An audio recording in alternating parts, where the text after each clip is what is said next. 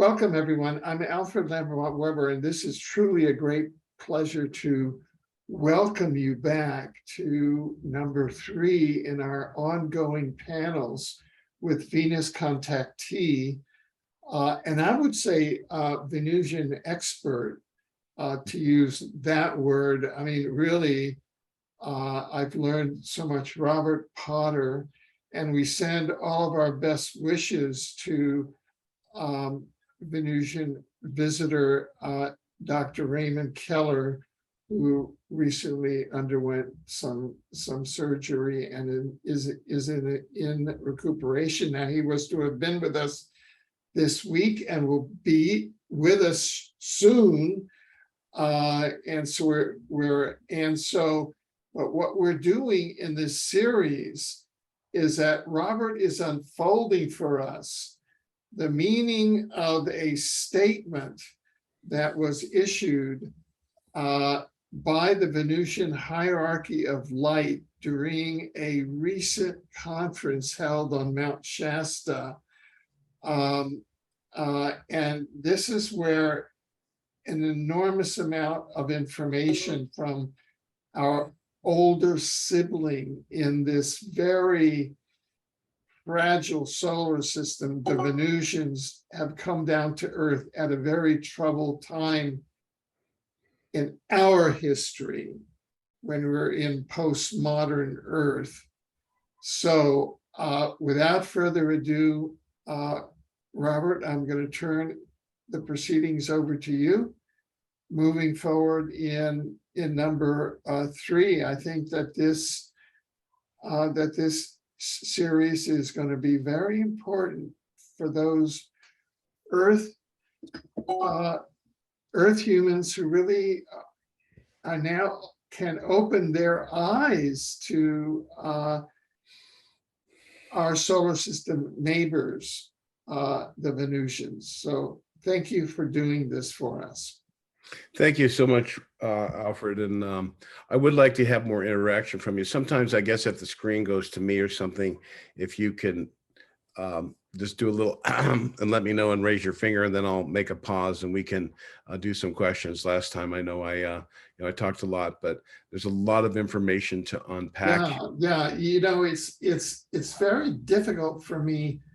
I don't want to interrupt you because you're bringing a train of information that is coming from a perception that you've had contact with other dimensional civilizations, and I come with these kind of geeky questions, and so I'm a little, I know that one of the questions that I asked prior to the thing was, is that their Earth bodies or their Venus bodies?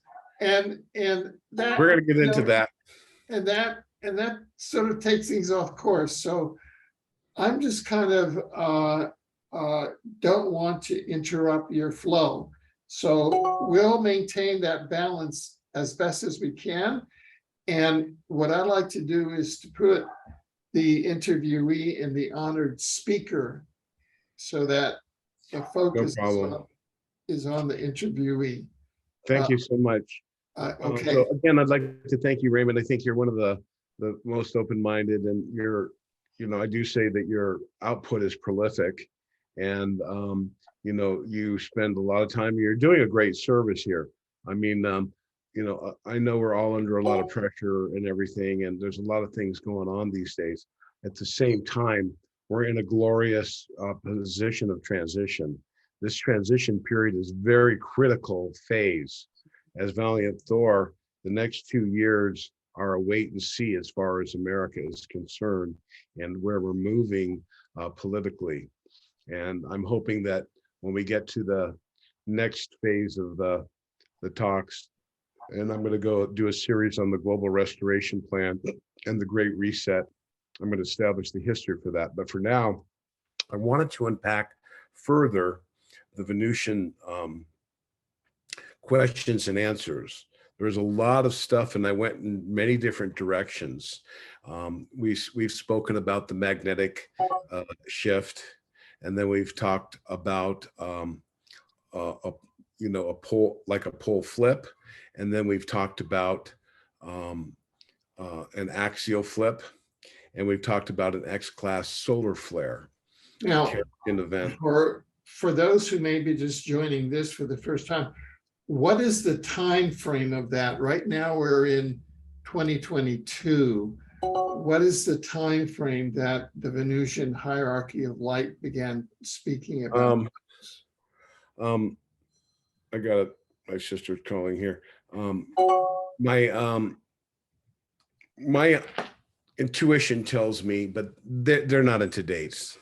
No man knows the hour of many things, not even the angels in that sense, in a deeper shift. But they have prognosticated and told us, based on science and what's going on with the hydrogen cloud. You're going to have to research the blogs I'm telling you, and the thing that there is going to be an asteroid coming between the Earth and the Moon, and their reaction to that. Between then and 2025, they're expecting a very large X-class solar flare. And from a group of Aldebaran and Andromedans and other groups that I've been privy to have communications with through the contactee, David Wallace, they're confirming the information in many levels here. Cobra has talked about it. There's different elements that I believe it's a more gradual shifting going on here. But as we stated, the hydrogen cloud that's 10,000 degrees, it's normally absolute zero between all the planets, right? Now, the area between Uranus and the sun, it's 10,000 degrees in space. This is exacerbating the magnetic fields. An axial flip, according to them, occurs naturally on this planet every 5,000 years.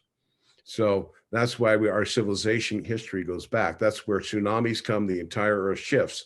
That's a natural phenomenon caused because we're the only planet that wobbles. I don't know if that will ever be corrected, but it's one of the things that we have to deal with here on this material plane. So there's also electromagnetic pole shift. We don't know, but now we have a natural occurrence of a series of solar flares that are turbocharged and greatly increased, that will cause declining physical conditions on the Earth for another, they say mostly by 2060, we'll be pretty much out of it. They see a stabilization of society at that point. Now, Raymond Keller, in his time on Venus, in his book, when he was looking into the future Earth, he was granted a quick peek around, and he said about 600 years from now, California is a series of islands, and that the geological actual axial flip where Antarctica goes down to where the South Pole is. So that's some time off. They told me, I asked about Nibiru, we've mentioned this before, but they said Nibiru is 1,500 years away. It will cause geological problems, but they're more concerned with what humanity does to each other. That's their primary impulse, is to alter one soul at a time towards loving and being kind to each other. That's a primary mission of the Venusians. And of course, with our use of radiation now, it's more prevalent. So I want to go ahead. Yeah, I just wanted to say two corrections, because people said, "Oh, is Alfred asleep?" Because I wasn't jumping in. You said Antarctica to the South Pole. You meant Arctic down to the South Pole. But this question came up to me, and I just wanted to, because in the prior questions, we actually in the first panel, we dealt with Jesus as the manifestation of the creator God that created the local universe, and Jesus's Venus connection. Did the Venusians say, or is there any statement about, quote, the second coming of Jesus? Is there anything in the Venusian statement? They don't know. They don't know. Okay. At his time, when that comes, that's not, but That second not coming off the can, cards. It's not like you on Earth are going into environmental and social stress, but Jesus, the second coming, does not figure as part of the outcome explicitly. I mean, eventually at some point, he will physically usher in the planetary ascension. When that comes, I mean, I don't know. Some people think it's coming in 2012, 2025. I'm looking at us, and they have indicated that no, we have a long way to go. So Right, I think we're going to have to get through this, stabilize our Earth, and be in a harmonious position for quite some time before we transition as a planet. Now, anyone can ascend at any point in time, and that's actually going to be a subject today where we're talking about the science of translation. It's a technology that was established about 18 million years ago during the time they called the Syrian shift, when there was a tremendous amount of genetic blending of species, and a lot of this situation that's been going on was misused by higher dimensionals. And actually right now, from my understanding from ground command, the 8 super universes or actual galaxies are rewriting the way that the higher dimensionals interact on the third dimension to allow free will, its range, and to have less influence, maybe guiding behind the scenes as they have been here. So that's again, that's another segue. I have a tremendous, as a 48-year physical face-to-face contactee with Pleiadians and Venusians. And I've only been on board a ship once that I can recall, and I was taken out of my body, and I believe, or that was a physical one actually, but most of my experiences were out of my body. They've landed before me. I've seen plenty of ships.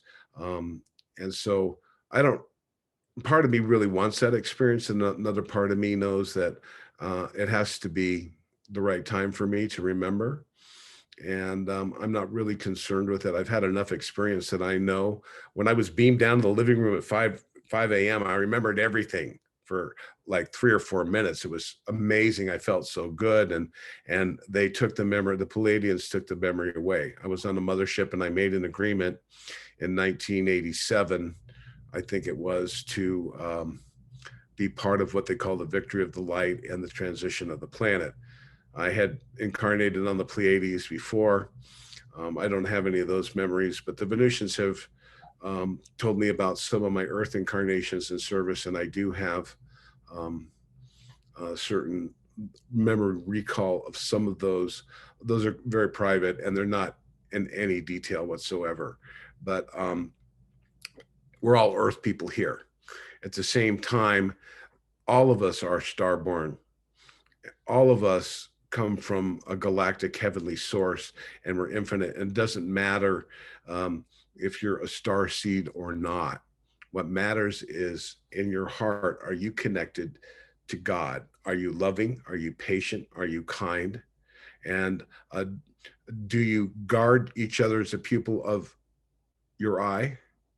And above all, are you doing unto others as you would have done unto you?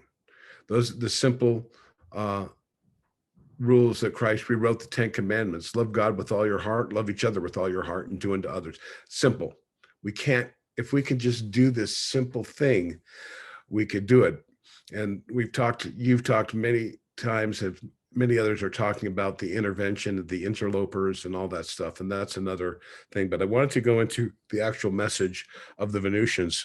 So I'm going to focus on a couple things here. And first one I'm going to do is I'm going to talk about where they can find this information. And this information is in my Truth References blog under Victor of the Light. I think it's in the Future of Our World. I put it in a couple of different segments, but this was given to me prior to my summer conference here. And we have this information, this question, and we've talked about the solar warming of the hydrogen cloud and that portending electromagnetic changes of weather patterns brought on by humankind's abuse of the natural environment.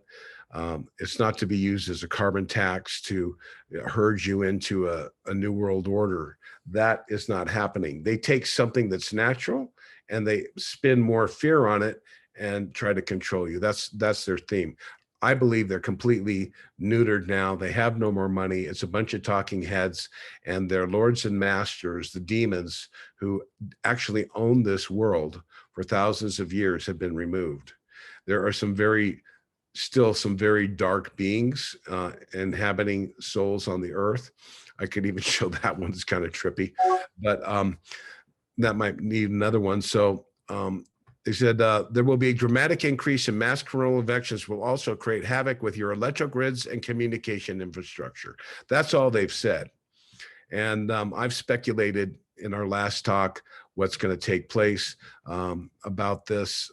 Dr. Frank Strange's and earth changes resulting from the instabilities will continue into the 260s when the largest residual mass of the hydrogen cloud clears the Earth's orbital pass. Then you can expect a new social and economic stabilization will emerge in North America, Europe. Its influence is projected to slowly extend around the globe into the 2120s, by which time the cloud will have also left the solar system. So we're going to slowly, gradually be going through this breakdown in our societal infrastructure due to some natural cataclysms, which will allow us to use our minds and to develop our ingenuity to create new systems of supply chains in our lifestyle. And we're not going to be so material oriented. We'll be more probably a little more paradisical, like Venusians, a lot less work, a lot more understanding of harmony and peace amongst each other. And how this takes place must take place on our own. They cannot impose themselves. They are influencing us and living and walking and talking amongst us. So I shared this message. I thought this was controversial, but I'm not to concern myself with people's reactions. During these years of transition, many of the elect ones will be physically lifted off the earth or new lives on other celestial locations, planets, planetoids, moons, asteroid bases, or space platforms within our solar system. They will return to Earth as needed in the capacity of teachers. So if someone goes to my website here, goes to the homepage, there's an About Me. And one of my first contacts, some people call this the rapture. It's an evacuation of those with a sufficient light intelligent quotient to accept the coming shift in frequencies that are now transforming all life. This is also talked about in the book Ashtar Command by another contactee named Tuella. Now, a lot of people deny that, but the government did a lot of fake channeling these days. So I'm going to show now, I think I should first of all show the woman who wrote this next book I'm going to share with you. This is, I'm going to share these girls here so you can see them. So this I'm sharing is Lady Columba, the one on the left. You'll notice they're wearing red berets and a little golden bee pin. This is a pin of a bee. The bee is very instrumental and important in the Venusian society. That's the native original sentient species of Venus from 24 million years ago, when the Norcans from Tau Ceti first landed on Venus and Mars. So the story behind this is, I'm going to kind of get through it pretty quick, and you can buy this book. It's actually in Kindle. You may be able to get it for free and all that stuff. So the story is, the truth of the matter is that these women worked together on the earth as kindred spirits in the 30s in the Indian Christian socialist movement. This woman was inspired to go to India to help the poor people in the caste system during the tremendous challenging times of the Great Depression in India, helping the people in the various castes. This woman was from Hardwar, India, near a place called Lakshman Jhula, where they have what's called the Kumbh Mela. She was a spiritual woman, and she was born in 1885. In 1885, sometime after that, year date unknown, she was leading the East India Company up into the Himalayas, into the areas above, starting the entrance into the Himalayan masters area, Badrinath, and the Valley of Flowers, and where the high beings, and also trekking them towards Tibet. So on her way down from a trek with the East India Company, there was a beggar on the side of the road. And the beggar, oh, please help me. I've injured myself. Can you help me?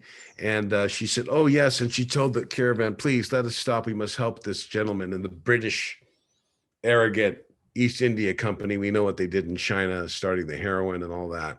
And they continue to this day.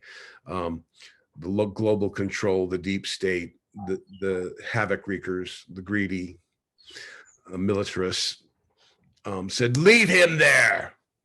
If you don't come with us, we will not pay you. And she said, I don't know. She probably said, so be it. I would have gone, whatever. But she walked this guy down the hill. It took 3 or 4 days. And when she got to the bottom, the man says, you've been very kind and wonderful.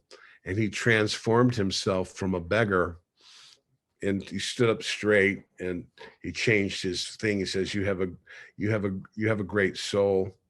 And he took her to Venus at some point in her life. Was it before or after they worked? I don't know. But this beautiful woman here, and you can see the light in their eyes. These women are what we would call ascended in a form called translation. Now, I don't know if she went up when she was young and was exposed to the lifelong radiations and worked with this woman as an awakened dual citizen of Venus. But when they take you to Venus, you get to enjoy the life and the technology that's there on the planet.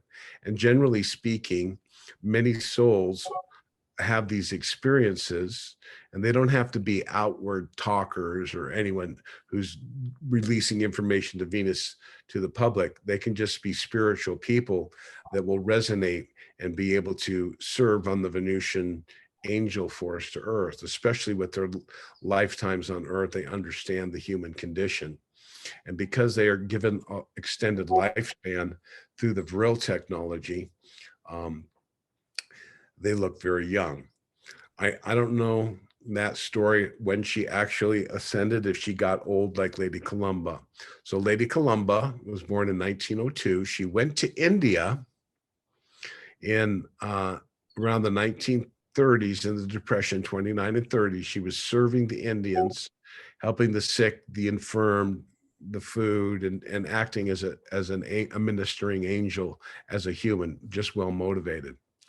We fast forward to Giant Rock, California, and she ends up working for some of the famous contactees of the era. One especially Truman Bethram, who was a roadside worker in Nevada and California, looking over the Nevada testing range on the border. And Commander Rains, the woman I met, had landed and found him to be a good soul and asked him if she would report on the nuclear experiments at that time, because they wanted to get a handle on what was going on. This is in the late 40s and 50s, so or in the 50s. So the Venusians only have a population of 500, and though they have since expanded since the nuclear advent, putting radio stations on asteroids and moons all around the solar system, so that no matter where you are, no matter where the planets or moons are rotating, they have 100% communication through radio signals. And at the higher levels, they have could I ask you, Robert? Telepathic. Yeah, you just said a statement that perhaps I didn't understand. You said the Venusians only have a population of 500? 5 million. 5 million. I misunderstood. There are only 5 million persons on Venus? I'm sure there's probably more what they call naturalized citizens from other Oh, worlds. yeah. Now, these these two, Lady Columba and Lady, sorry, I missed the other. I didn't say her name. Actually, her name is Lady Aurora. Aurora, right. Lady Columba and Lady Aurora are both translated beings. And so in terms of the galactic beings, they would be considered both citizens of Earth and of Venus. Is that what you're saying? Yeah, Yeah, and they serve in the Angel Force, as it's called. in the Angel Force, so that their beingness has been expanded, so that they're in effect existing on our Earth, which is in 3D, but they really exist in 3 to 5D as beings. Is that? Yeah, I'm not really sure about that. I know they exist in the 4D, which is a third dimension, but their bodies are of a higher refined level. When I met the Pleiadian back in Canada in Edmonton, when I was supposed to speak and they blacked out the area, he showed up and Fred was supposed to, he goes, "Where's Fred?" He said, "He's not here." I knew he was Venusian. He had, his skin was baby smooth, no hair, hardly eyebrows, completely white platinum hair, and very gentle, soft demeanor. And his name was James. I didn't recognize it at the time, but Fred said, "Oh, we're sending this up to a guy named James in Canada." And he was working with the governments, living at the Habsburg's house. They thought they were going to kill him. He was really happy when he got away with his life. But he was living in an ancient castle where the auric stench was horrible because of the old furniture of the wealthy people and all that stuff. It creates an auric stench. It's uncomfortable for them. They don't like hanging out with lower vibrational cities. It's kind of, there's all kinds of energetic things that they're very sensitive. So I built these pyramid systems that he was sleeping under a pyramid. He pulled a mattress outside so he would have that connection. And when I met him, I could see through his skin. So this is a fourth dimensional being that may have lowered himself or from the fifth dimension, but if they do that, they actually create a completely different body. But the fourth dimensionals have a body. It's mostly comprised of the fourth dimension is comprised of the solid, liquid, gaseous, ionic, and the ether. And we have the three ethers. That's 7 levels to the physical plane. So their bodies, I believe, I haven't asked this type of technical question, but I believe are mostly comprised of the first, second, and third ethers. And when you go there, your consciousness is slightly augmented to be able to do that. So they do have technology, which they gathered from the Vril technology, which came from Aldebaran and the Pleiades. Once they started being able to genetically alter species, some of these even higher dimensionals and physical beings that got a hold of this technology went around and kind of like a gang went to lower dimensional worlds and started hybridizing the developing humanoid population and splicing them with different species. On one level, it's an egregious violation of free will and development, but that's how they rolled back then. And there's supposed to be a responsible way to develop the worlds on their own to do that. And that's what's happened to us. And that's what happened with the Anil and the Niki. Anil was very positive and Niki was very negative. But the Anil line of the hybridization, and a lot of people say, "Oh, that's all bad," and I kind of thought, I kind of think it's bad, but it actually helped the human population evolve quicker from a more Neanderthal, at least in the recent development. That was 432,000 years ago.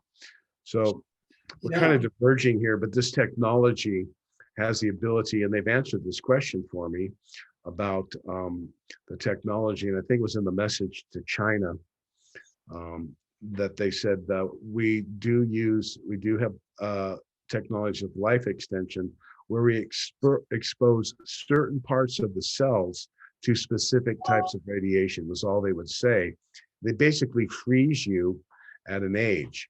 Now, in Lady Columba's particular instance, what they did with the girl on the left here, the blonde-haired woman, she was taken up in 1961, and I'm going to give you or 1957, and after her service to all the UFOs, she was lying in her bed one night in Williams, Arizona, and said, "I wonder why I've never been taken up." And she was listening to some music, and she kind of went to a reverie, fell asleep. Next thing you know, she's being lifted over, or at least her perception was she's lifted over the ocean, and she was put down on this place, a platform in the middle of the Pacific Ocean, where there was a breakaway civilization, possibly Tartaria, I don't know, but that had been contacted, reached a level of development, and they created a colony, and the Venusians helped them, and they created a platform out in the middle of the ocean, and they're cloaked. They're living a beautiful life of existence and probably interact quite a bit with the human population in a very clandestine manner. So what we think we know of the universe, there may be a city above, cloaked in the etheric, in the Himalayas, above the Gobi Desert, called Shambhala the Greater. I don't know. So these are things I've heard about in myths and stories. Dr. Frank often talked about many of these things right here on the earth that we're just completely blind because we're limited by our five senses and we're not aware. So the woman on the left, Lady Columba, was telling people after she'd spent 4 years, and we're going to talk about that specifically in terms of the evacuation of the earth and what I had just said, that the elect and chosen of the earth will be taken from the earth in the coming time of tribulations for the earth as we go through this. And this, I don't know the numbers, there could be many, many different extraterrestrials here, but before these tribulations and cataclysms take place, or maybe during, or maybe after some, or I have no idea, but people will be removed from the earth and taken to other place platforms to act as human representatives to the rest of the earth population after, possibly during, at certain times, to guide and to maybe share technology, because we've lived here, we've known it, we felt it, and we have great compassion and empathy for people, for those who do. And I don't even know, to be honest, I don't really know if I'm one of them. They've told me I am, when it will happen. Will I die in a normal death? Will I die in an earthquake? I don't really know. I'm not really sure. I'm just going to be doing my mission, but, and I'm not claiming to be special in any way, but Well, this is what they've told you me. have, there's Valiant Thor, who is a figure as a Venus visitor, that is, as a visitor from Venus, who has a great influence on public affairs here on Earth, going back to the Eisenhower administration. And you've interacted with Valiant Thor. In fact, he sent a message to your conference. Is Valiant Thor the same sort of translated being, or he is more of an advanced Venusian being, correct? He's not from Venus, actually. Oh. Dr. Frank Strange has said at some point he appeared on the interior of Venus, and he was adopted by the Thor family. Some time ago, Jesus Christ appointed him to head the Venusian mission on the earth. Now, the Venusian society is a matriarchal one, but Valiant Thor doesn't have a belly button. When I saw him, I don't know what body he has really. I see. Because he's taken on many different bodies. So Okay. they have this ability to create bodies, and we're going to talk about that if I'm sure how much time we're going to have to get into this. We're already quite a ways into this, but we might have to do another one to get through this. But Lady Columba, her story is she went up for 4 years. And when she went up there, and I'm going to take you into that story now in her book, and I'm going to briefly share it with you. It's available on Amazon. It's available on Kindle.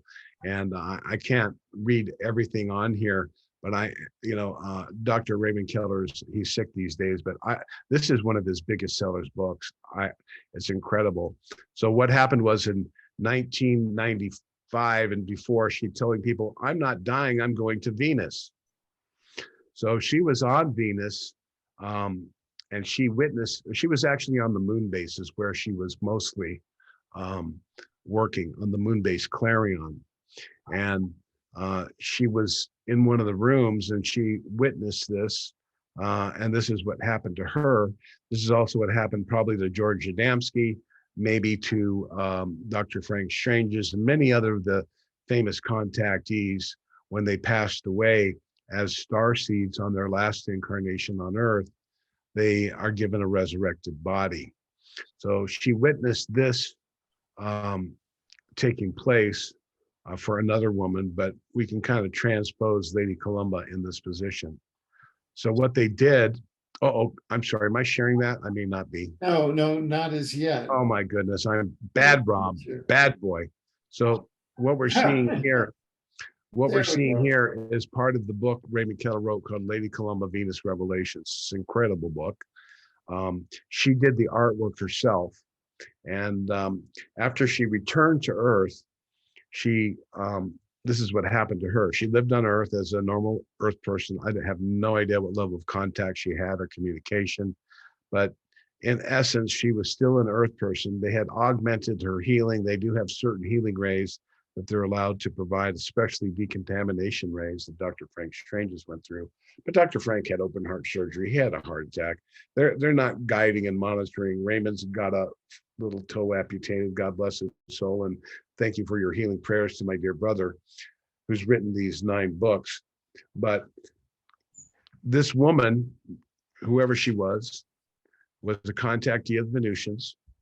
And they came down, they took her DNA, and 4 or 5 days before, maybe longer, whenever they took her DNA, but went right before she died, they put something on her forehead and downloaded her memories. And so I guess there's an aspect of the physical memories. They created a cloned body and they put her memories in there, and then her soul, and I don't understand, I don't know, I'm a reporter here. This is her soul being put in the body by the guidance of a master. So she saw this, she took this picture, it's in the Tucson Library Collection Departments. She maintained that following her death, the Venusians would transport her genetic essence or DNA to their Clarion base on the far side of the moon, where it would be reconstructed into a new body and reanimated with an infusion of her consciousness that had previously been downloaded into a special computer. She would then become a near mortal avatar. This is the science of translation, a form of ascension. This happened to Annalise Guerin and many others. So this is a book talking about the hidden realms of our world and destruction of Nagasaki. And we're going to go into some very far out stuff. This is written by her. She came down in the other picture I showed you. That's where she handed Raymond Keller the transcript of this book. She said, modernize it. And he did it. And after several years, he has taken her book and turned it into a gem, polished her work with modern day updates. And so here is this wonderful book. I'm not going to be able to show you all of this book because it's copyrighted. This is the floating island that she saw this out in the ocean, and this is going to be happening for us in the future. And this is part of the wonderful prosperity and abundance that's coming with the new earth. But first we must get through these trying times as we dismantle the negative Satanist plot that's been involved on the earth. This image is representative of a commander named Forton. He's quite tall. He was a communicator. It stands for Venus Observation Ranger. That was his position. He's quite tall. And he was a person that picked her up in her, when she was taking over the book there. Raymond loves these pop cultural 50s references to space people. He has quite a sense of humor.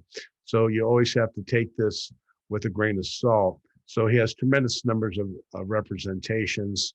And she's talking about in this book when Vorton meets her and carries her over the ocean and all this stuff. So they talk about the aura of the human atmosphere. So there's a story. So when she gets taken, Vorton meets her on the ocean.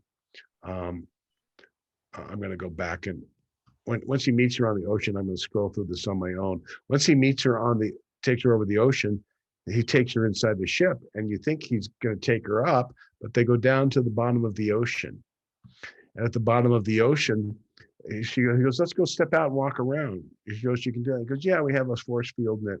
So they get into the craft, and it pushes the waterway. They're at the bottom of the ocean here, somewhere in the Pacific Ocean, and there is they're walking along, and an octopus is clinging to a plant and tries to get it, and he zaps it with a ray gun. And so they're walking along the ocean. It's a pretty amazing little story here. They said,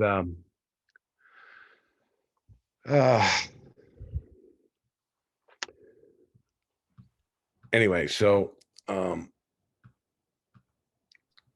when she was down at the bottom of the ocean, they came upon space wreck, and they went inside, and there's all this treasure, right? And I'm going to I'll share this real quick because I talk about them having various radio sondes. This is a Venusian radio sonde that's on Mars. So this is how the Venusians communicate constantly over the planet. They're all over on every moon and all that. That's also in the other thing there. So I've stopped the screen share here, and I'm going to continue on my scroll here. So when she's down there, she's the spaceship, and she goes, they see all the gold and the jewels, and he goes, yeah, they're talking there. And they start to walk away, and she goes, hey, aren't you going to get the gold? And he says, no, we can actually do that. So, the Venusians have been contacting intelligence and people on the earth for a long time. So I'm going to show another radio sonde here on the far side of the moon, a picture taken by NASA, and we'll continue with this little presentation. So that's Apollo. That's a giant radio sonde on the moon, the Venusians. So the anti-war machines, these are pictures of some Venusians here, some sketches of them. They generally have larger foreheads, some of them, the more native ones. This is a picture of Lady Columba and the Soviet astronaut. So she gets taken to the moon. She's a little trepidatious and doesn't really know what's going on there. And while they're up there, there's an alert that the Russians have sent up a nuclear bomb with 3 astronauts to go to the moon. Now, they're having councils and talking amongst themselves what to do. And it was decided when this got near the moon, they're not going to allow them to nuke the moon. That's ridiculous.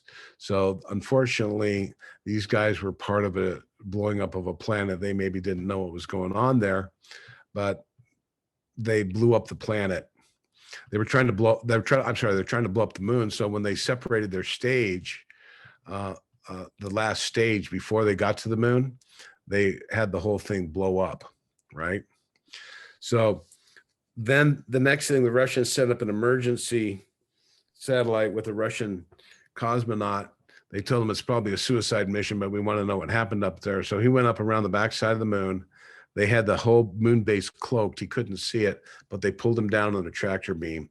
And finally, he ran out of fuel or whatever. He couldn't get out of it.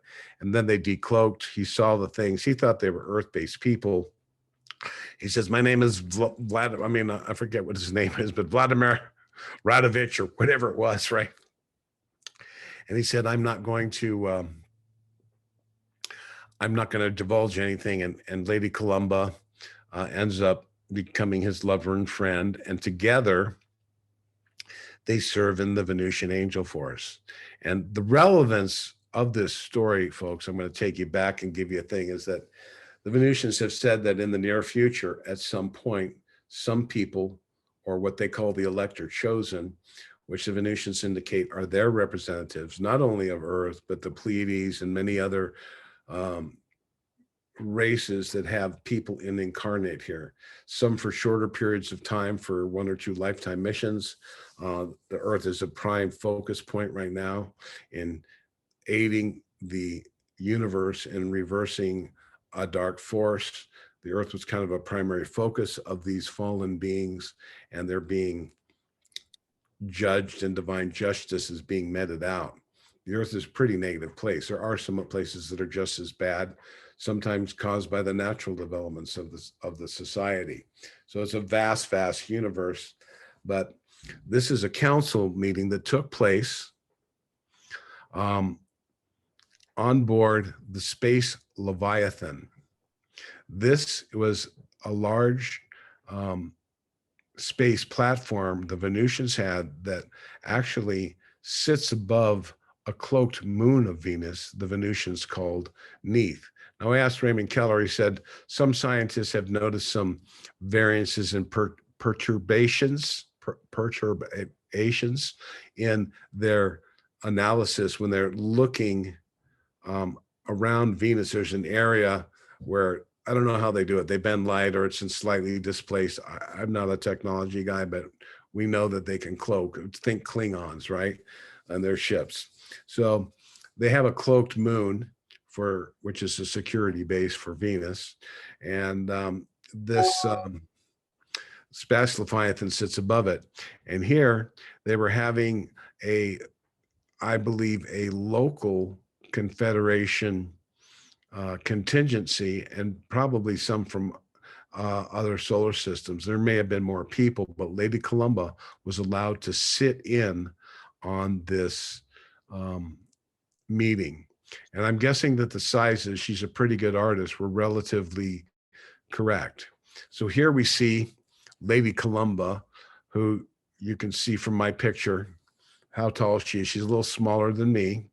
She had dark hair. She dyes it now. And that's her sitting there. This is Vorton, Venusian observation ranger, and he's addressing the various members. Here we see a Ganesha being that I think comes from a moon of Saturn.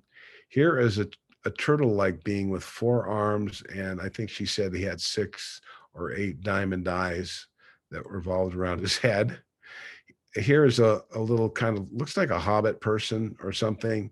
And then this being, I have no idea. I forget. You could maybe read the book a little more. This, we see a blue avian being.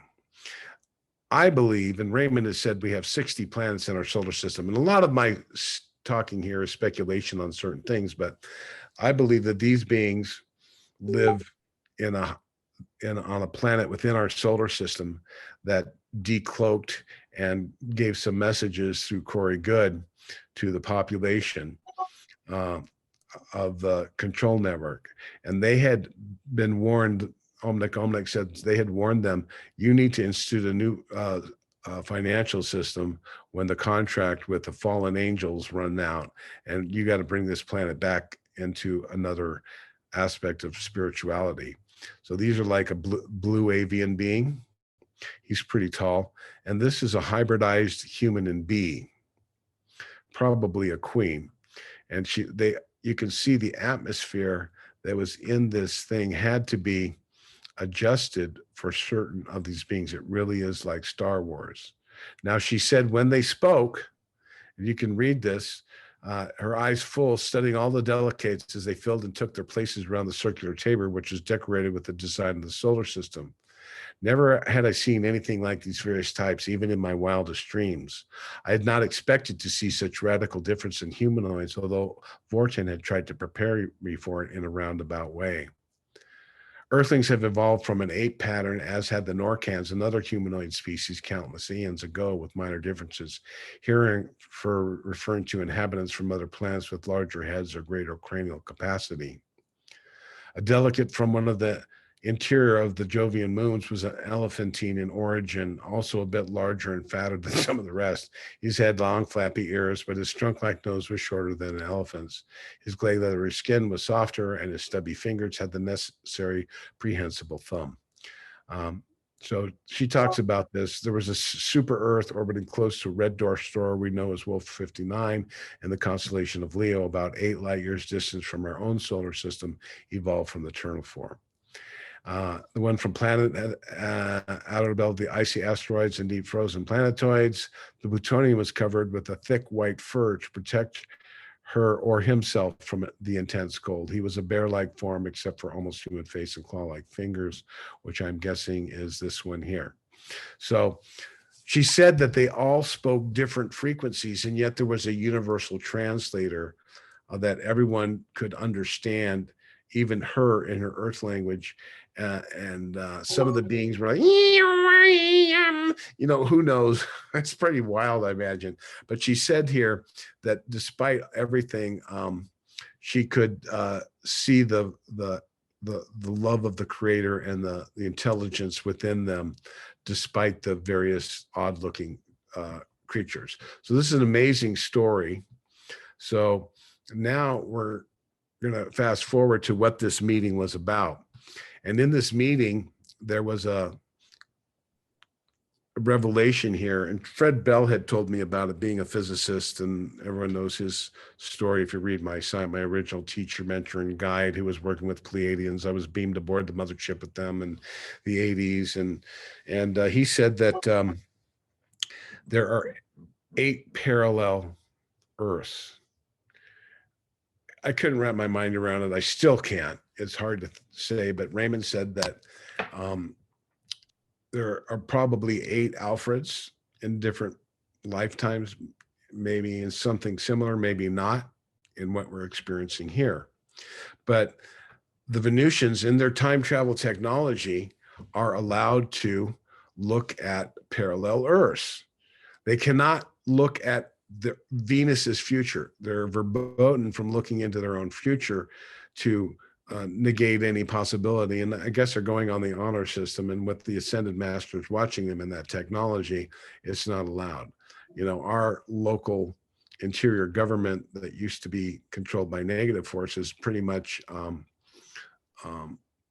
did not really honor that. So I'm going to share with you now. I've shared that image of them, so I want to share with you now. I'm going to go off of this one, and I'm going to take them down to Chinatown and back to my story here. And I'm going to go stop share here. So now I'm going to take you back to what happened was. So she's up there, and probably the Russian cosmonaut was there because she wasn't comfortable. They said, look, would you like to, we have a little healing ray to invigorate you and get you feeling better.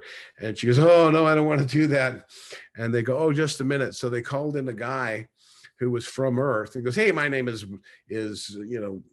I don't know, I'm going to make up a name because it was back. He was headed to a Christian socialist movement on horse and buggy in the late 1800s. He goes, my name is Jebediah. I was going to a revival meeting and a spaceship landed. They took me up, and by golly, I never came back since. No, I'm kidding. I don't think he had that voice, right? But he had said that he stayed up there, and he went into the beam. He says it's perfectly fine, and she did that. So now I'm going to take you back. And folks, I had asked Alfred, I said, because he kind of goes into like a meditation. He's not really asleep. Some people go, did Alfred have a stroke? I said, no. I talked to him now, and he says he likes to go into meditation and listen. I do. This is a very intense a place that you're taking us all, and I process it, and that's what I do. But proceed. Okay, so I just wanted, because I got some feedback. Oh, what's going on? Alfred has stroke. I said, that guy is sharp. He's writing books left, right, and center. In fact, with a on a different panel that is ESS 60 C60 with Buckminster Fuller gave the name to the fullerene. I'm an example of a person that is youth, because I turned 80, and so I'm pretty sharp for an 80-year-old. So there you go. Certainly are, and I mean, people now, my mom didn't even make it to 80. So, and you're still producing content and anyway, so I don't want to go on. I just wanted to mention for people, what's going on with Alfred? I just want to mention that because I asked him about it. And he does, when I ask him a question, he actually perks up a little bit. So I'm going to go back to the screen share of the information that was revealed to me from the Venusians. So this is on my website again. So I'm talking about how will we turn it around and all this stuff. We have the new society, and I'm speculating here. I have a lot of some of this are my comments here. So Ahl-Lahn's answers are short, and my comments and my interpretation of how this is going to take place, all the changes. So let's get back to parallel Earth number 4. So in their time probes, they have the metrons who sit inside the time temple and the Chronos temple, or whatever they want to call it. And Raymond says they monitor the monotonous flow of time. I said, what's it like? He says, it's kind of like white noise, but somehow if they see an anomaly. So they're scanning through primarily the solar system and the 8 parallel solar systems and observing the time, because these things can affect if Earth number 3 blew up the planet in a future time. I don't know. I can't even wrap my mind around it, to be honestly, but this is part of the fourth dimensional, what the fourth dimension, folks, is time. So as we master this, we'll be able to see the Akashic records, know the true history, and this is going to aid the Earth in its development.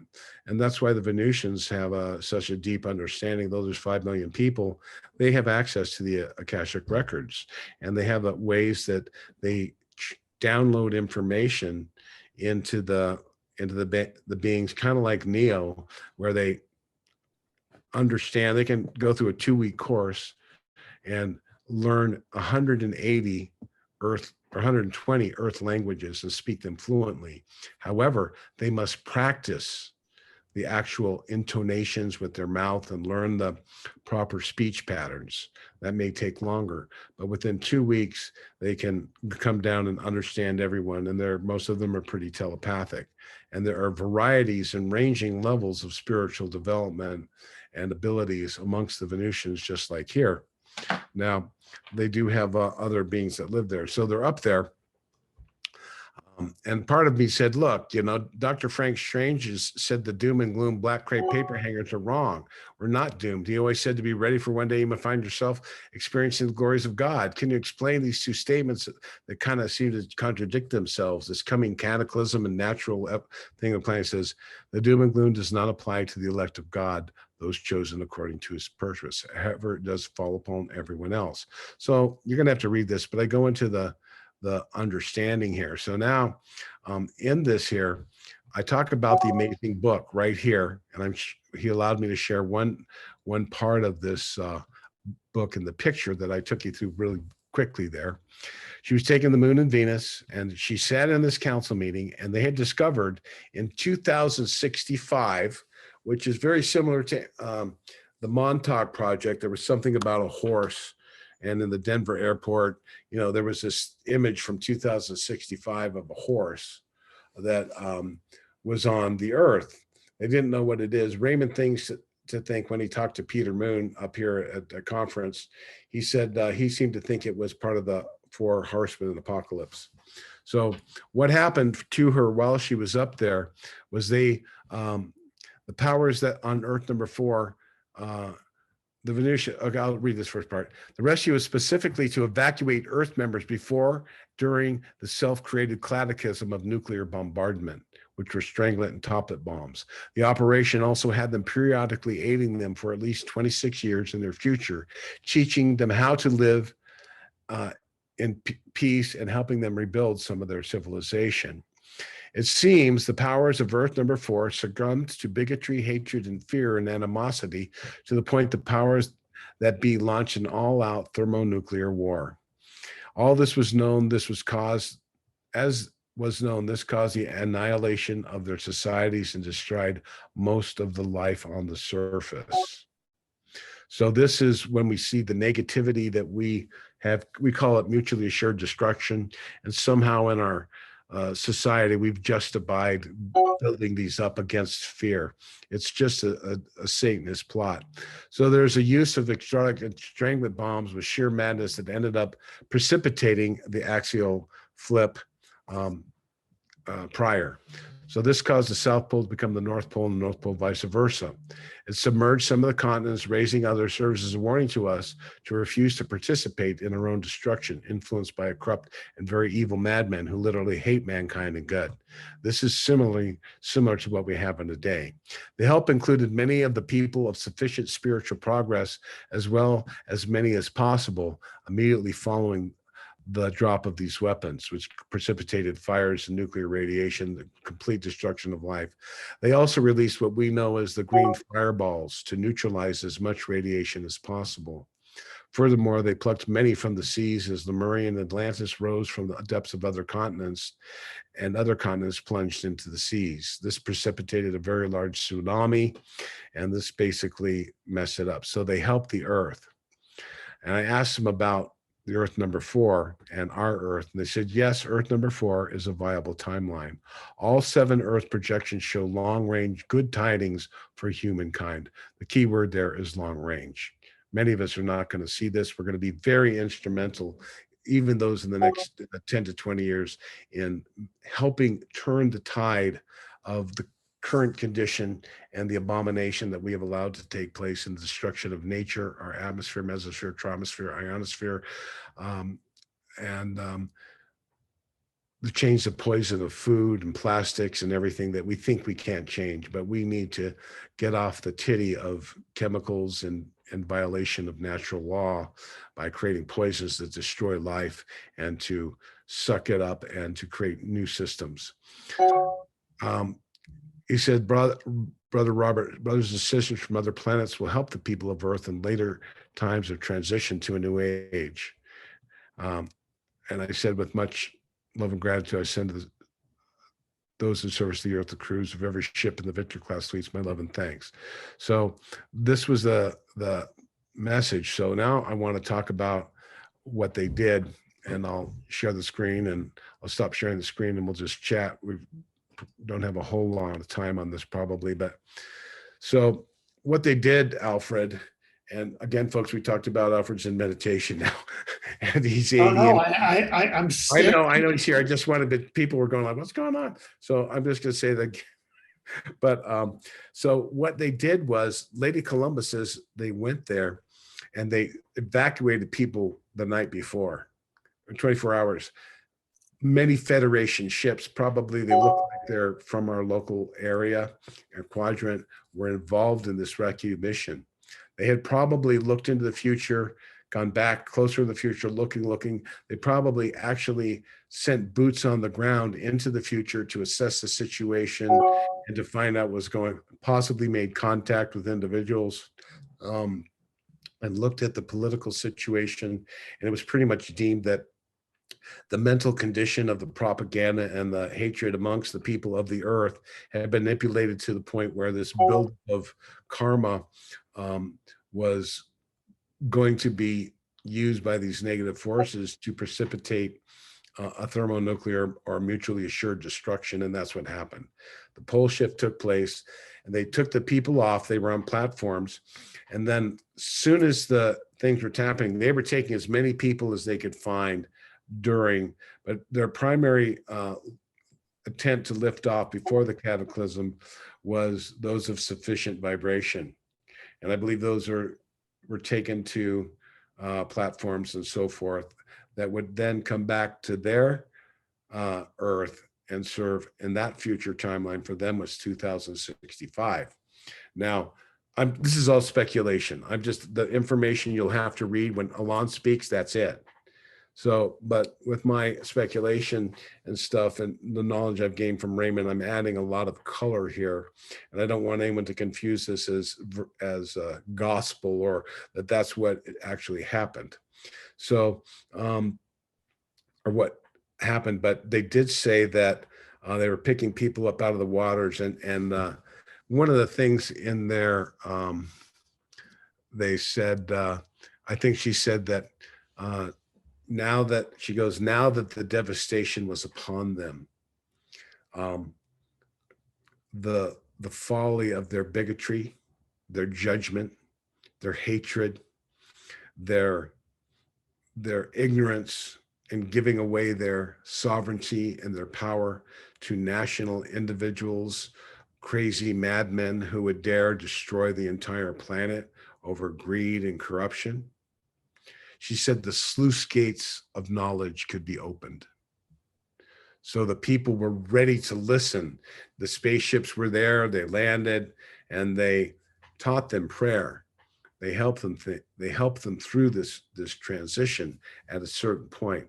Now that's different than our coming situation. Ours is more of a natural occurrence uh, through the timing of a solar cloud. And to be honest, I don't even know if that Earth went through that, if the solar cloud is viable in that parallel Earth. I don't know. Yeah. So is it clear of the aparallel Earths? We're not on Earth number 4 now, or are we? Or we don't know. I would call us Earth number 1. I think any Earth that would be looking at this would call themselves Earth number 1. I don't know what number the Venusians would call. Right. Yeah. So Now, while I have it in mind, there is Commander Aura Rains, and she is the commander of the moon base. Is that correct?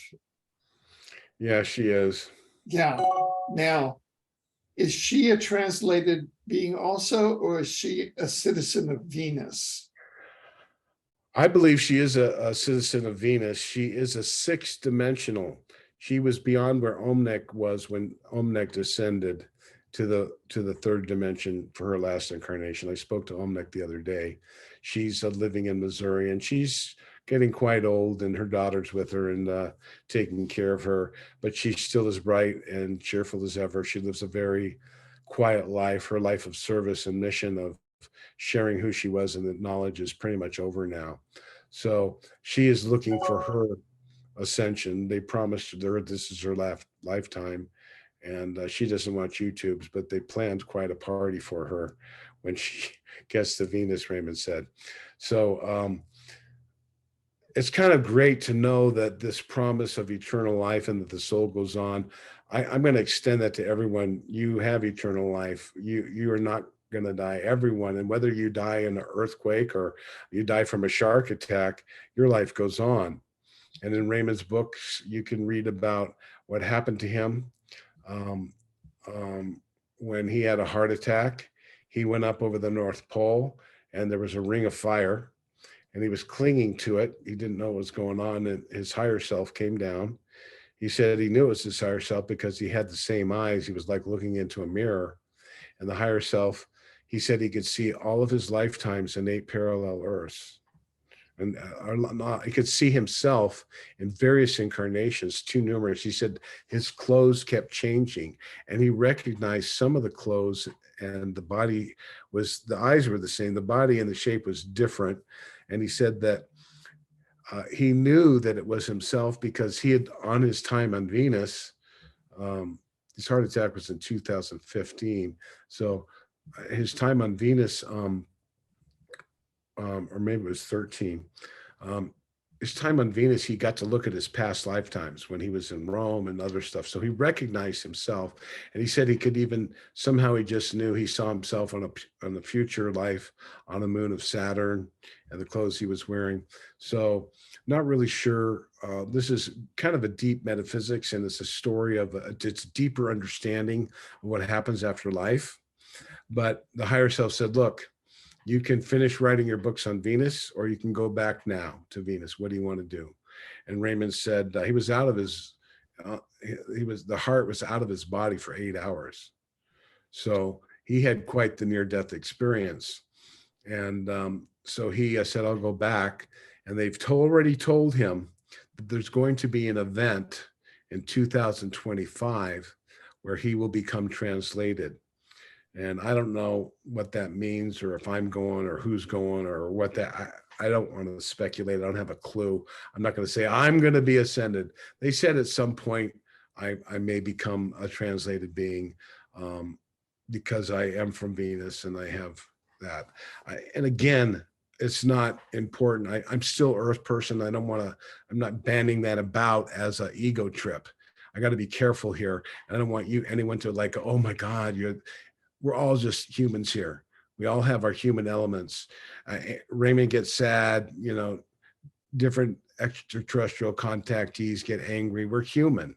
That's part of the situation here. We're dealing with an entropic universe. So no one's perfect here, but some people are more advanced in their consciousness, and some are even like Yogananda, who can make a conscious exit of the body and resurrect and come back. That can happen for other people. So one of the things I'm saying this, and it's kind of difficult. I'm revealing this. I'm going to take a lot of flack and brunt and fantasy and, attack on it, but I don't care at this point. I'm 65 years old. Well, we may read different comments, but all of the reactions to our interviews so far that I've seen have been very respectful and been very people really appreciating and just wanting to know more. So I appreciate it. I mean, thank you. It's not an easy position, but my experience has brought me such amazing joy in life in my early days. On the spiritual connection and my connection with God was so deep. And when I tried to tell it, for years I had a little chip on my shoulder, and people are more understanding now. They're having their own experiences. My long-lived experiences give me a little broader view and a more, I'll say, balanced perspective. I still don't like being attacked, but I'm assured now. I don't know of any. I haven't seen any attacks on you quite. Yeah, believe me, they come. It's okay. The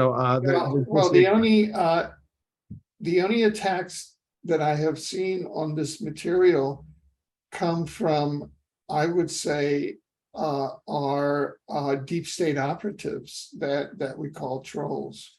So some of those, there's an individual, the Venusians have, and I'm not going to say which one, but I've shared the images of the Venusians. I kind of had to do that to give my bona fide credentials that I met them. And I met Ahl-Lahn, the guy who held the camera in my interview. And they don't really want that played anymore. She does have, Lady Commander Rains has an Earth life. And I think I've had two people who know who she is in the Earth life. One person respected her privacy, and the other one's claiming she's just an Earth person. I don't give a monkey flying whatever what some people think, but I can tell you she's a 6-dimensional moon-based commander. They don't sleep much, and she can project an etheric double. Part of her could be on the moon running operations, and another part of her could be living her life as a mechanical engineer or whatever she does. So you think the CIA can create false identities? Believe me, the Venusians, and if anyone ever got near her or in any way, shape, or form, not only does she have Ahl-Lahn's security force, which monitors a perimeter around them of anyone mental thought forms, but she's also psychic. She could dematerialize on the spot. And other Venusians who are not as advanced as her have a technology called a nimbus. It could look like a pair of car keys, and she can activate it and become invisible, as Lady Columba did in 1954 at George Adamski's meeting in Mount Palomar, where she showed up with the Martian Furcon and the Venusian Ramu. So the security force, the Venusians aren't caught. Some Pleiadians get crashed, but the Venusians are never caught. Their security, they know the Earth too well. They've been monitoring too long. They know every technology. They know every nuclear isotope where it's at, and they're very much involved in protecting the Earth's inhabitants. We owe them a great deal of debt, especially since the advent of nuclear power, and back when they fought off a Saurian invasion during times of Greece, when they crash landed on Mount Olympus. So they were interacting with humans, and these stories of interaction will be known one day. The bees were the royal animal of the court, and there's many aspects of the Venusian society that's in here. And Raymond's books are a testament to that historical relationship and the behind the scenes actions. I'm absolutely fascinated that the commander was speaking to Thomas Jefferson, Benjamin Franklin, James Monroe, you know, and certainly Thomas Paine and the Masonics in the French Revolution. That's when Masonics were good, just like the Christian assemblies were good. And then the Romans came in and took it over and turned it into a dog and pony show of a religion, dogma, male patriarchy, of control that's devolved into pedophile, all kind. We know that stuff, and Right. not Exactly. every pastor is involved in the Satanist plot. Many are well intended. Most of the faithful followers are, to the best of their knowledge, following that. But there's no one between you and God, folks. You don't need to walk into any church or listen to any pastor to get your connection to God. So that's the important thing that we recognize. Yeah. They take the good things and make it bad. Right. Now, talking about the New Society and Global Restoration Plan, that was something that really jumped out at me in reading the statement. That was my all of that part was Yeah. my talking about the future and what all this portends. Right. And that's what I'm to kind of lead people into avenues of thought for them to start recognizing. Yeah. We'll get into that in the next show. Yeah, right. And so I'm kind of leading us up to if you would like to now summarize where we're going in the next panel. So there's so many things in this interview and so many offshoots that talked about. I haven't even talked about the questions about the Syrians shift and how humanity, the Enlil and Leaky and that stuff. Because when I ask them questions, whatever on my mind, I kind of flood around. So it's not like really a one theme question, but I want to talk about. They kept landing. They go back to Venus in their timeline, and then they had monitors there at different times. I'm sure they had different ships watching different things. And then, but Lady Columba was going back over a 26-year time period. She was only on the moon base on Venus Clarion for 4 years, but she was constantly going into this future Earth where they were helping them. And it was really great. And the stories there, they share some of the Venusian technology. And I know the image of the Commander Valiant Thor's ship, and you can see the layout of the ship, right? And they have these bigger rooms, like Valiant Thor's quarters is big, it's a meeting room, and then there's the bridge and the power station, and they have a gym and a sauna and all this stuff. And the bottom level, I know they have every car, boat, license plate. They have a whole fleet. They can beam down on a road and be driving in France, and they could probably in 20 seconds, they could leave and have a car on the ground. They could monitor and go down and just come out of a forest on a road, open up the ramp, car comes out. It's pretty amazing. It really is a very advanced form of clandestine service to the earth. That is to not interfere with human free will, to go, oh, worship us, fear them, envy them, put them up as gods. They don't want any of it. They're here for us to take control of the earth, and that's the global restoration plan. And I'll talk about that next time. But one of the cool things, and I'll end the story with this wonderful, hopeful story for you all to understand the technology that they had. So they'd gone somewhat in the future, and the people were fighting off the radiation, and there was a lot of life and suffering. They did not interfere with that. Those people had I don't know, it's karma. That's how they look at it. Those people had allowed that to take place. They'd given the power to the leaders, and they destroyed the earth. It was a great lesson. And I'm sure they're in 2095, their flourishment will probably be even greater than ours, because they saw the error of their own destruction. Whereas a lot of our coming tribulations are going to be caused by natural events. The hydrogen cloud, the interaction of the solar flares. These are natural weather changes and earthquakes, not everywhere all at once, but is going to affect a lot of life on this planet. And I have mentioned in my article in my comment section that this is an opportunity for us to learn. So here's the great deal. They came down with a spaceship. They put a beam down. They made a foundation. They made steps. Next thing they did, they came down to the next level and the next level. I don't know how long it took, maybe 8-9 hours, whatever. I don't know, maybe a week. I have no idea.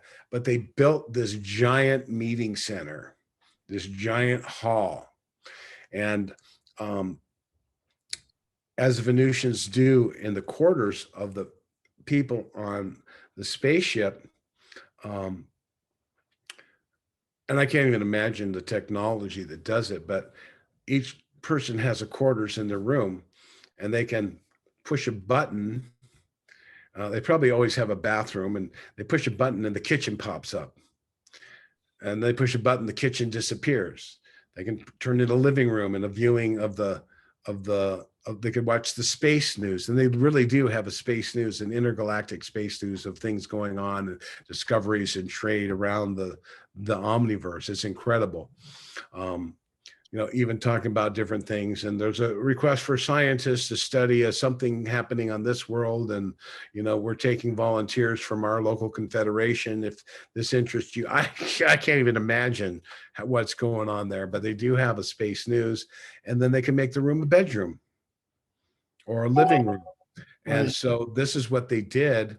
And they gave them some prayers. They guided them in the harmony and how to create a truly representative democratic government where everyone's representative and more of a round table without this ego. We're not going to have presidents anymore. We're not going to have a Supreme Court. It's going to be very localized, and there's not going to be any national agendas. Everyone's going to have freedom. There will be, what I believe is going to be a national trust.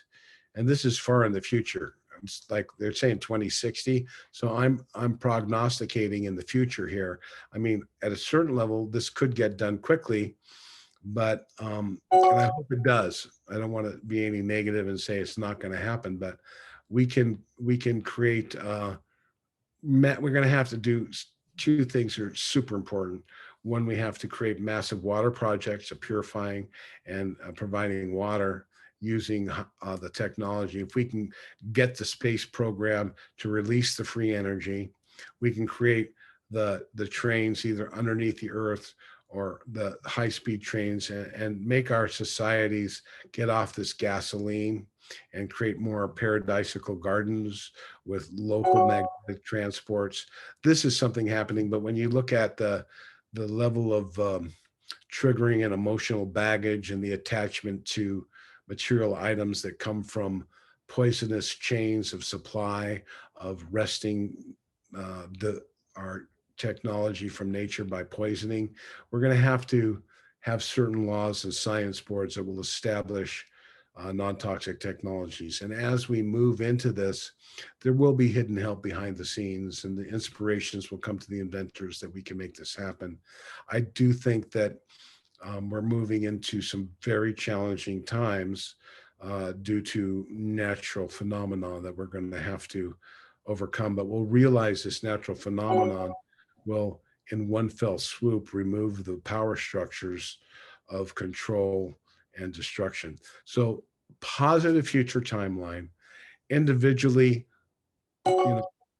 find God in your hearts and follow the living spirit of God and the example set by all the avatars and the teachers to be kind to one another and to do unto others. If we can do that on a daily basis, you're going to find that the world's going to move along much quicker. So thank you so much for your time. And by the way, folks, I do have some specials on my website. If you check out this particular post, it's in my Truth References blog. I do have, I'm going to show you the blog real quick here. So I've putting out quite a bit of content lately. If you're interested, you can join here. And I'm working on a video right now, but I have huge discounts right now. I'm really selling some things at cost or below cost. My conference has been set for June 22nd. And this article is actually down here. So this is the revolutionary article that I wrote. I put a lot of other stuff up here. These are messages from an Amani, a Venusian, probably from the moon base. She has blue skin. So they're from a moon. So it's echoing some of the information. And they're saying that positive things are coming. This is a youth gospel of Jesus, part of the information that Raymond's allowed me to release. I'm also going to release a segment of the Acts of Thomas and the Gospel of Thomas, and we'll share that. So, yeah, I appreciate any support if you want to sign up and all that stuff.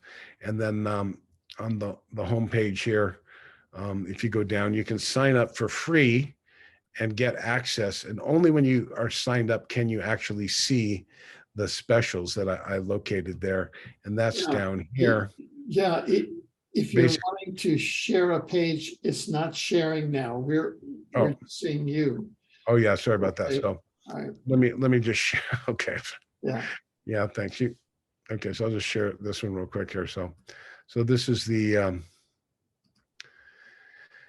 this is my homepage here. So you go to Truth References and the Victory of Light blog, and you go to that article I was showing is going to be here. I'm just going to show you where it is real quick here. So if we can get there. Yeah, here it comes.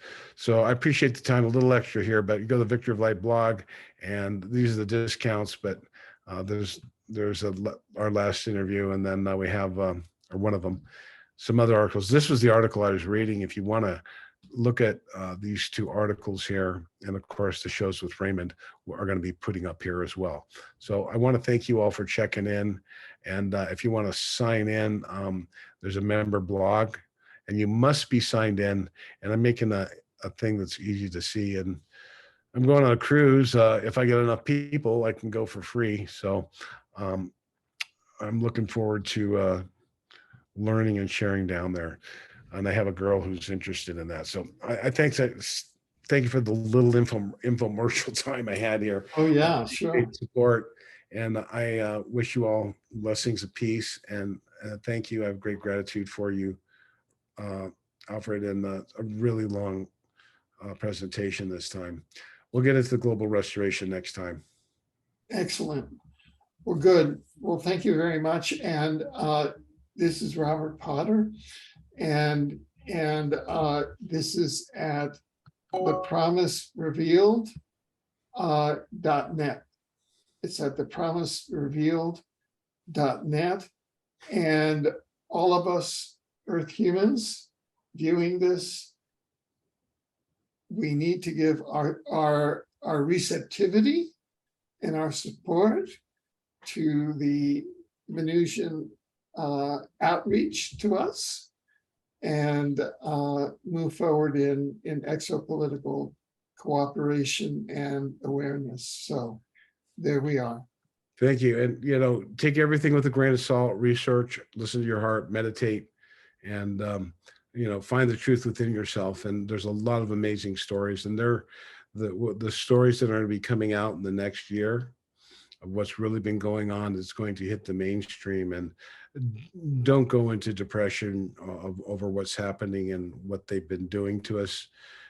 You've still enjoyed your life while they have been in control, but you're going to realize a tremendous amount of mechanizations behind the scenes to keep you in ignorance. So step forward now. They have no power to stop you. They can ban you, but let your light shine. Have no fear. Like Alfred. Thank you so much. Thank you.